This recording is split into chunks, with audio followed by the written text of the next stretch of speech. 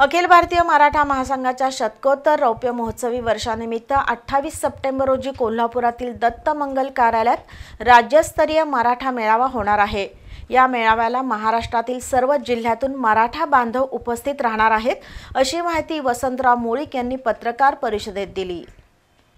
अखिल भारतीय मराठा महासंघाच्या वतीने होणाऱ्या राज्यस्तरीय मेळाव्याची माहिती राष्ट्रीय उपाध्यक्ष वसंतराव मुळीक यांनी पत्रकार परिषदेत दिली। 28 सप्टेंबर रोजी शालिनी पॅलेस जवळच्या दत्त मंगल कार्यालयात सकाळी 11 वाजता हा मेळावा सुरू होईल।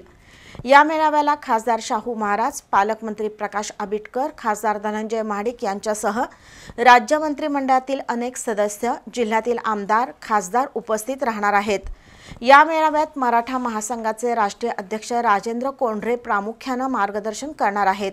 तसंच इतर वक्ते मराठा महासंघाच्या कार्याचा आढावा आणि समाजाच्या संघटनात्मक कार्याची पुढील दिशा सांगतील।